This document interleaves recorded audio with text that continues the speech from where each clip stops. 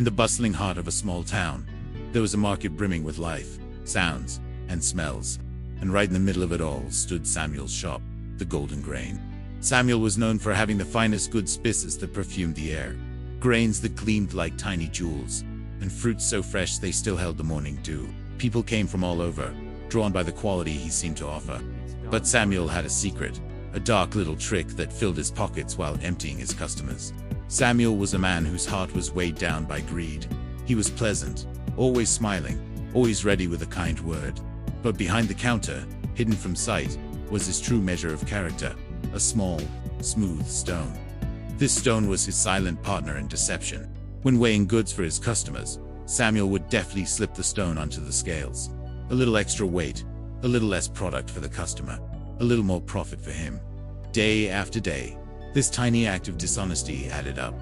His coin purse grew heavier, but his soul grew lighter with integrity. He watched families count their coins, carefully choosing what they could afford.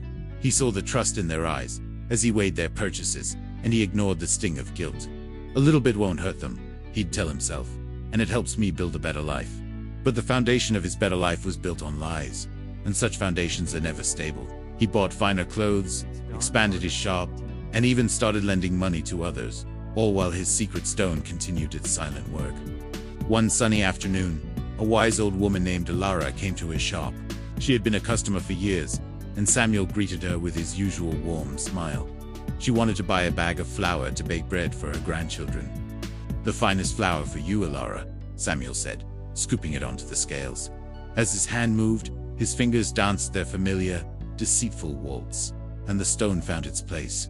The scales tipped, and he bagged the flour, charging her the price for a full measure. Alara, however, was not like other customers.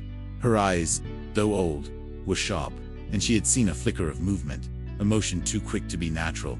She took the bag, her brow furrowed in thought. She didn't say anything then, but a seed of suspicion had been planted. The next day, she returned. This time, she asked for a bag of sugar. She watched Samuel's hands like a hawk. Again, she saw the swift, subtle movement. The scales tipped. The transaction was completed. But this time, Alara was ready. As Samuel handed her the bag, she said, "Samuel, my friend, your hands are quicker than my eyes, but my mind is still sharp. Would you do me a favor and weigh this bag of sugar again? But this time, please, let me see the scales clearly." A flash of panic crossed Samuel's face, but he quickly masked it with a nervous laugh. "Of course, Alara. Anything for my favorite customer." He placed the bag back on the scale, but this time, knowing he was being watched, he couldn't use his trick. The scale showed a different weight. It was significantly lighter than what he had charged her for. A hush fell over the other customers in the shop. They had heard Alara's request, and now stared at the undeniable proof on the scales.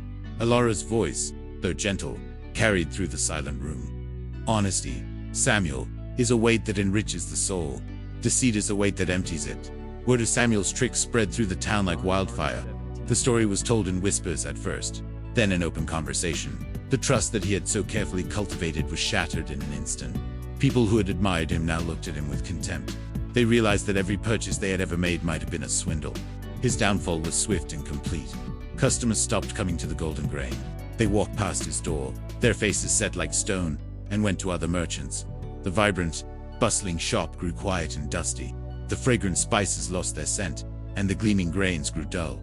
Samuel, once the most respected merchant in the market, was now a pariah. He tried to apologize, to offer refunds, to promise he had changed. But trust, once broken, is like a shattered mirror. You can piece it together, but the cracks will always show. His pleas fell on deaf ears. The community had been his greatest asset, and he had squandered it for a few extra coins. Eventually, Samuel had to sell his shop for a fraction of its worth. He lost his fine clothes, his status, and the false friends his money had attracted. He was left with nothing but his shame, and the heavy weight of his regret, a weight far heavier than the little stone he used to use. He became a living ghost in the town he once dominated, a constant reminder of a simple, powerful truth. The story of Samuel and his stone became a cautionary tale, passed down from parents to children. It served as a lesson that short-term gains earned through dishonesty are never worth the long-term price. True wealth isn't found in a heavy coin purse, but in a clear conscience and the respect of your community. Integrity is the most valuable currency we possess, and once it's spent, it's nearly impossible to get back. Samuel learned that the heaviest price he ever paid was not for his goods, but for his greed. Thank you for watching. Remember to reflect on the value of honesty in your own life. If you found this story meaningful, please like, share, and subscribe for more content that makes you think. See you next time.